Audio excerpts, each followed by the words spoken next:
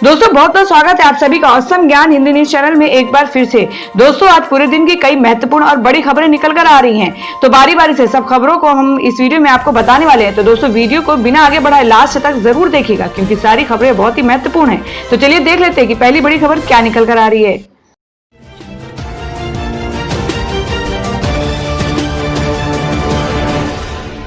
तो दोस्तों आज की पहली बड़ी खबर में आपको बता दें कि क्या है देश भर में कोरोना संक्रमण के ताजा हालात। जी हां, भारत में कोरोना के मामले बढ़कर 5 लाख के पार। महाराष्ट्र में एक दिन में 5000 से ज्यादा मरीज आए सामने। जी हम बात कर रहे हैं कि भारत में कोरोना वायरस का संक्रमण तेजी से बढ़ता जा रहा है। शुक्रवार की शाम संक्रमितों का आंकड़ा देश में 5 लाख के पार हो गया है। भारत दुनिया में कोरोना से सबसे ज्यादा प्रभावित देशों की सूची में केवल अमेरिका, ब्राजील और रूस से ही पीछे है। कोरोना से सबसे ज्यादा प्रभावित महाराष्ट्र में शुक्रवार को 5000 से ज्यादा मामले दर्ज किए गए हैं, जिसके बाद वहां संक्रमितों की संख्या 1,52,765 हो गई है। शुक्रवार को महाराष्ट्र में 5024 नए मामले सामने आए, जबकि 175 लोगों की जान गई है। राज्य में 65,829 एक्टिव मामले हैं। अकेले मुंबई में कोरोना के मामले बढ़कर 72,175 हो गए हैं। और वहीं अगली खबर बता दें कि बंगाल के बाद अब झारखंड सरकार ने बढ़ाया लॉकडाउन। 31 जुलाई तक जारी रहेगा प्रतिबंध। जी आपको बता दें कि देश में कोरोना वायरस के बढ़ते मामलों को देखते हुए पश्चिम बंगाल के बाद अब झारखंड सरकार ने लॉकडाउन बढ़ाने का ऐलान कर दिया है। और न्यूज एजेंसी के मुताबिक झारखंड के हेमंत सोरेन सरकार ने लॉकडाउन को 31 जुलाई 2020 तक जारी रखने का फैसला लिया है। बता दें कि केंद्र सरकार द्वारा लागू देशव्यापी लॉकडाउन का 5वां चरण 30 जून 2020 को समाप्त हो रहा है। झारखंड स्वास्थ्य विभाग की एक रिपोर्ट के मुताबिक राज्य में अभी कोरोना वायरस के 2207 मामलों की पुष्टि हो चुकी है, जिनमें से 1570 लोग ठीक हो गए हैं या उन्हें अस्पताल से डिस्चार्ज कर दिया गया है। राज्य में महामारी से अब तक के 11 लोगों की जान जा चुकी है। तो दोस्तों जिस तरह से हर राज्य में कोरोना वायरस का संक्रमण बढ़ता ही जा रहा है, तो क्या सरकार को फिर से लॉकडाउन को बढ़ाने के लिए विचार करना चाहिए? आप अपना सुझाव कमेंट बॉक्स में जरूर दें। बढ़ते अगली खबर की ओर। और अगली खबर निकल कर आ रही है कि बिल गेट्स ने कहा अमेरिका में कोरोना महामारी को रोकने के लिए नहीं उठाए गए खास कदम, टेस्टिंग बढ़ाने की है जरूरत। जी आपको बता दें कि कोरोना महामारी का कहर भारत समेत अन्य देशों में तेजी से फैलता जा रहा है। और वहीं अमेरिका में भी पिछले 24 घंटे में कोरोना पॉजिटिव की संख्या बढ़ती हुई दर्ज हुई है। इसी बीच माइक्रोसॉफ्ट के एक सह संस्थापक दुनिया भर में कोरोना के बढ़ते मामले पर चिंता जताई है। और इसके साथ ही उन्होंने संयुक्त राज्य अमेरिका सरकार पर आरोप लगाया कि यह इस कोरोना महामारी को रोकने के लिए कुछ खास कदम उठाए नहीं गए हैं। उन्होंने कहा कि कोरोना के मरीजों की वास्तविक संख्या धूमिल है, यहाँ ज्यादा टेस्टिंग बढ़ाने की जरूरत है। बिल गेट्स ने कहा कि अमेरिका में कई लोग इसे नजरअंदाज कर रहे हैं। उन्होंने व्हाइट हाउस के इन दावों को खारिज कर दिया है कि ज्यादा टेस्ट होने से अमेरिका में कोरोना में मरीजों की संख्या तेजी से बढ़ रही है। और वहीं बता दें कि टीवी पर आने वाली ये 3 बड़े प्रवक्ता हो चुके हैं कोरोना पॉजिटिव। जी हां, आपको बता दें कि देश की राजधानी दिल्ली समेत पूरे देश में कोरोना संक्रमण थमने का नाम नहीं ले रहा है और देश में हर रोज कोरोना संक्रमित मरीजों की संख्या में इजाफा देखने को मिल रहा है। और इसी बीच कांग्रेस के सीनियर लीडर और वकील अभिषेक मनु सिंघवी की कोरोना रिपोर्ट पॉजिटिव आई है। और वहीं किसी राजनीतिक दल के तीसरे बड़े प्रवक्ता हैं जो कि कोरोना संक्रमित पाए गए हैं। इससे पहले बीजेपी के नेता संबित पात्रा और कांग्रेस संजय झा भी कोरोना संक्रमित पाए गए थे। और कांग्रेस के राष्ट्रीय प्रवक्ता और जाने माने वकील अभिषेक मनु सिंघवी की शुक्रवार आई रिपोर्ट में वे कोरोना वायरस से संक्रमित पाए गए हैं। वे फिलहाल अपने घर पर आइसोलेशन में हैं। सूत्रों के मुताबिक सिंघवी को हल्का बुखार था। जांच होने पर उनके कोरोना वायरस से संक्रमित होने की पुष्टि हुई है और जांच में उनकी पत्नी भी कोरोना से संक्रमित पाई गई है। सिंघवी के कोरोना वायरस से संक्रमित होने की पुष्टि के बाद उनके पुत्र, परिवार के अन्य सदस्यों और 7 काम करने वाले कर्मचारियों की जांच की जा रही है। उनको 23 जून को वीडियो कॉन्फ्रेंसिंग के जरिए एक केस में बहस करते हुए देखा गया था। और वहीं अगली खबर में आपको बता दें कि स्कूल फीस भरने के लिए सड़क पर मास्क बेचने को मजबूर हुए छात्र। पीएम मोदी और सीएम योगी से लगाई गुहार। जी आपको बता दें कि वैश्विक महामारी कोरोना के चलते देश भर में लॉकडाउन लागू हो गया है। करीब 3 महीने बिना कामकाज के घर में रहने के कारण लोगों के न सिर्फ रोजगार खत्म हुए हैं, बल्कि परिवार के भरण पोषण के लिए 2 लोगों की रोटी के भी लाले पड़ गए हैं। ऐसे में स्कूलों का सितम और देखने को मिल रहा है। ज्यादातर स्कूल बकाया फीस भरने के लिए छात्र छात्राओं के अभिभावकों पर दबाव बना रहे हैं। इसी बीच इसी दबाव को लेकर केंद्रीय विद्यालय में पढ़ने वाले 2 मासूम भाई ब्याज पर कर्ज लेकर सड़क किनारे मास्क दस्ताने बेचने को मजबूर हो गए। छात्रों ने पीएम मोदी और सीएम योगी से फीस माफ करने की गुहार लगाई है। आपको बता दें कि वेद प्रकाश के 3 बेटे हैं। 2 बेटे आगरा के केंद्रीय विद्यालय में पढ़ते हैं। बड़ा बेटा कक्षा 8 में है और छोटा बेटा कक्षा 4 में पढ़ता है। कोरोना महामारी के कारण देश भर में लागू किए गए लॉकडाउन से वेद प्रकाश का काम बंद हो गया है और घर में जो कुछ जमा पूंजी थी वो 3 महीने में खर्च हो गई है। इस दौरान बेटे के स्कूल से 3 महीने के बकाया फीस भरने के लिए फोन और मैसेज आने लगे कि अपनी फीस जल्दी जमा करा दीजिए, लेकिन वेद प्रकाश पर फीस भरने की बात तो दूर, उस पर परिवार का पेट भरने का भी इंतजाम नहीं था, जिससे पूरा परिवार अवसाद में आ गया। और वहीं अगली बड़ी खबर बता दें कि भारतीय रेलवे की बड़ी पहल, अब कैमरों से होगी कोरोना संक्रमित मरीजों की पहचान। जी हम बात करें कि देश में कोरोना संक्रमण के मामले लगातार बढ़ने से सरकार में फिर अर्थव्यवस्था को फिर से शुरू करने के लिए देश में इस महीने की शुरुआत में रेलवे सेवा की शुरुआत की थी और अब रेलवे स्टेशनों पर आर्टिफिशियल इंटेलिजेंस आधारित कोविड सर्विलांस कैमरा लगाने वाली है, जो स्टेशन पर आने वाले यात्रियों की बॉडी टेम्परेचर माप लेगा और किसी यात्री ने मास्क पहना कि नहीं पहना है इसका भी जानकारी देगा। रेलवे ने इन कैमरों को खरीदने के लिए निविदाएं बुलाई हैं और भारतीय रेलवे के कुछ क्षेत्रों ने पहले से ही इस तरह के कैमरों को लगा रखा है। जानकारी के मुताबिक मुंबई जोन रेलवे ने इस तरह के कैमरे पहले ही खरीद लिए हैं और अलग अलग जोन में कैमरे खरीदने को लेकर टेंडर जारी किए जा रहे हैं। अलग अलग जोन में रेलवे की तरफ से ब्लैक बॉडी तापमान फीचर वाला और इसके बिना दोनों तरह के कैमरे खरीदे जा रहे हैं। ब्लैक बॉडी तापमान एक ऐसा फीचर है जो फोटो देखकर सटीक टेम्परेचर का पता लगा लेता है और ये एक निरंतर तापमान स्रोत है जो 0.3 डिग्री सेल्सियस तक के तापमान रीडिंग में सटीकता सुनिश्चित करता है। और अब बता दें कि चीन का नया पैंतरा अब भारतीय जहाजों को हांगकांग बंदरगाह पर कर रहा परेशान।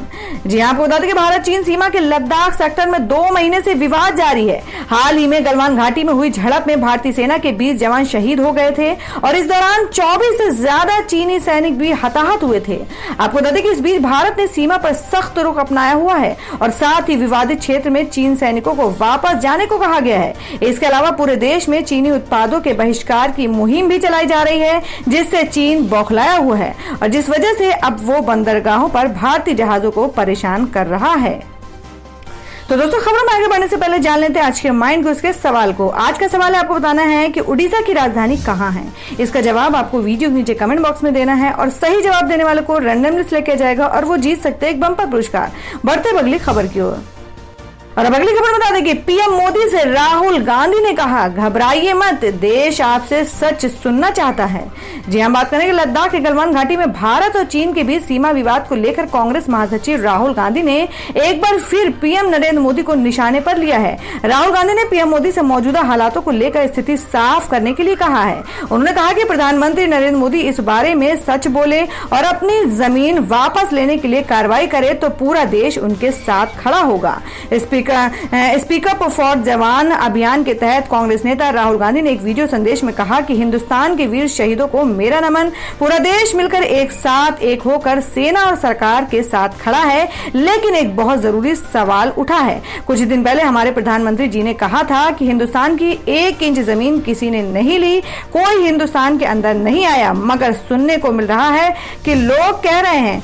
राहुल गांधी ने कहा कि सैटेलाइट फोटोग्राफ में दिखाई दे रहा है, लद्दाख की जनता कह रही है, आर्मी रिटायर्ड जनरल्स कह रहे हैं कि चीन ने हमारी जमीन छीन ली है। एक जगह नहीं बल्कि 3 जगह चीन ने हमारी जगह छीनी है। प्रधानमंत्री जी आपको सच बोलना ही पड़ेगा, देश को बताना पड़ेगा, घबराने की कोई जरूरत नहीं है। अगर आप कहेंगे कि जमीन नहीं गई और सचमुच में जमीन गई है तो चीन का फायदा होगा।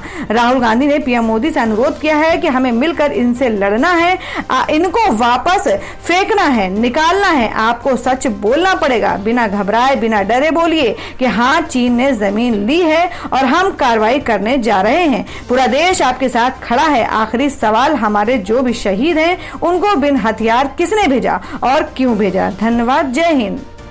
वहीं अगली खबर निकल कर आ रही है, ट्रॉय ने लॉन्च किया एक ऐसा मोबाइल ऐप जिससे ग्राहक चुन सकेंगे अपनी पसंद का चैनल। जी हम बात करेंगे, भारतीय दूरसंचार नियामक प्राधिकरण ट्राई ने ग्राहकों को अपनी मनपसंद के चैनल चुनने के लिए एक ऐप लॉन्च किया है। इस ऐप की मदद से ग्राहक अपनी पसंद चैनलों का चुनाव कर सकेंगे, साथ नापसंद चैनलों को हटा सकते हैं। और यह ऐप ग्राहकों को अपने स्वयं के सब्सक्रिप्शन की जांच करने की सुविधा देता है।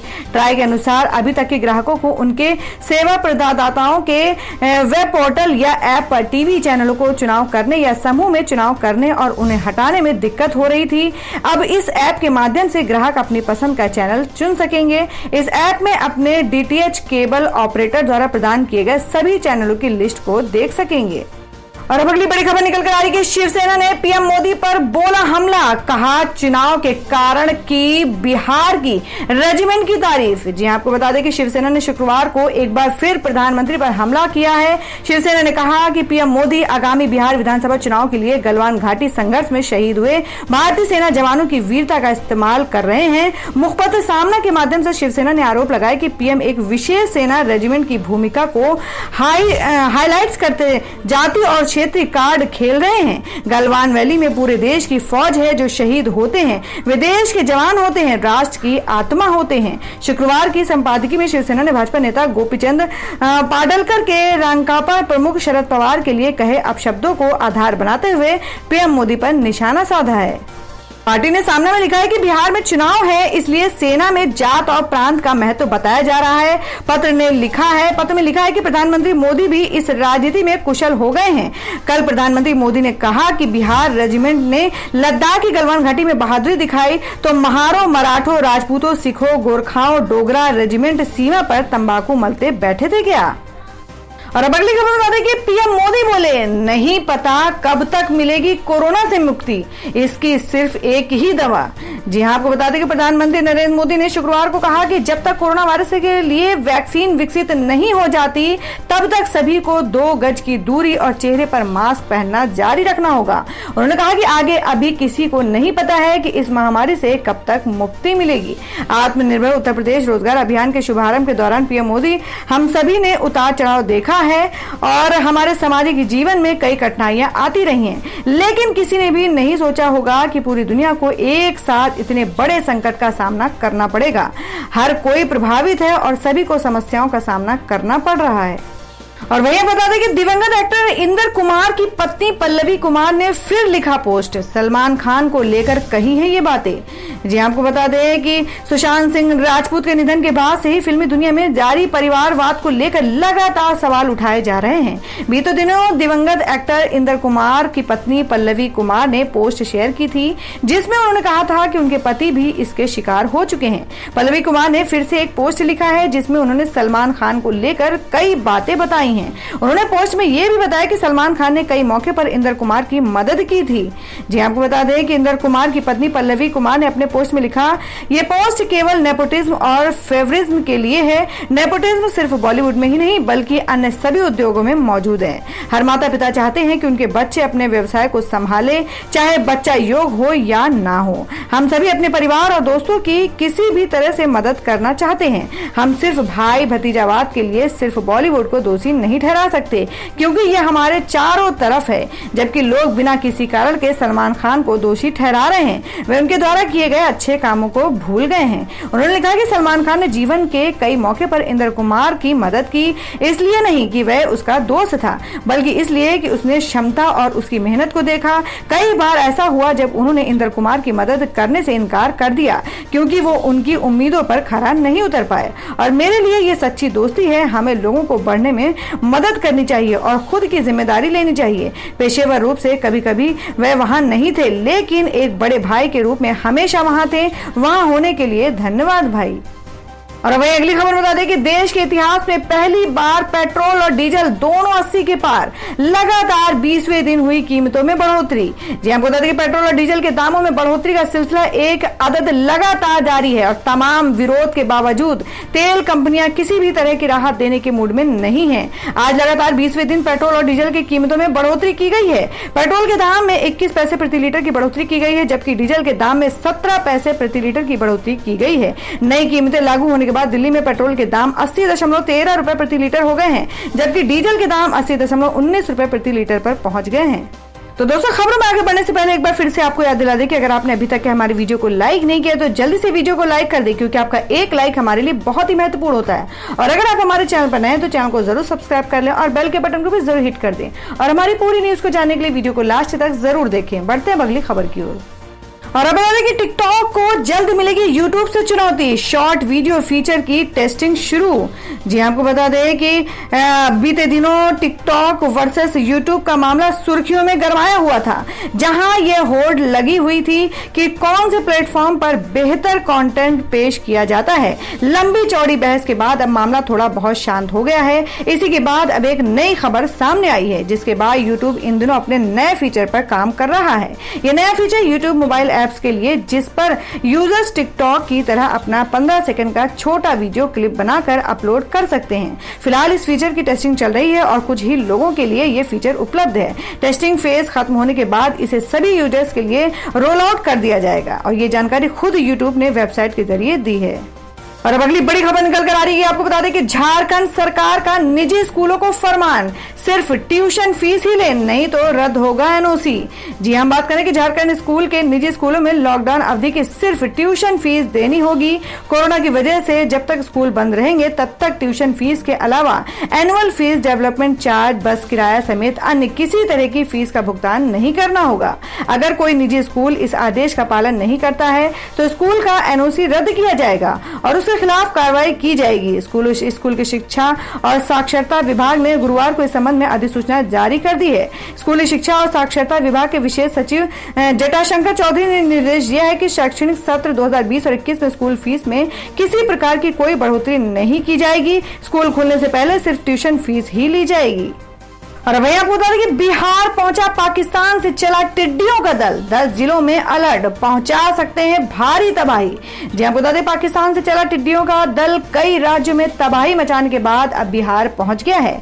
बिहार के रोहतास एवं बक्सर जिले के कई गांवों में टिड्डियों के दल ने फसलों पर हमला बोल दिया है। इसे लेकर किसान परेशान हैं। इसके साथ ही कृषि विभाग ने सीमावर्ती जिलों में अलर्ट जारी किया है। विभाग के अधिकारी मौके पर ही कैंप कर रहे हैं। और अब अगली खबर में जान लेते हैं क्या है देश में सोने और चांदी का भाव। जी हाँ, बात करें कि गोल्ड में निवेश का अच्छा है मौका, जल्द कीमत 68,000 रुपए के पार, जानिए क्या है वजह। जी हाँ, बात करें कि सोने की कीमत में गिरावट का दौर जारी है। रिकॉर्ड स्तर पर पहुंचने के बाद सोने की कीमत में तेजी का दौर जारी है। शुक्रवार को सोने की कीमत में एक बार फिर से गिरावट आई। हालांकि चांदी की चमक बरकरार रही है और एक बार फिर से चांदी की कीमत में बढ़ोतरी हुई है। शुक्रवार 26 जून को सोने की कीमत में बड़ी गिरावट आई है। सोना 94 रुपए नीचे लुढ़क कर 48,043 रुपए प्रति 10 ग्राम पर पहुंच गया और वहीं चांदी की कीमत 471 रुपए चढ़कर 48,056 रुपए प्रति किलोग्राम पर आ गई है।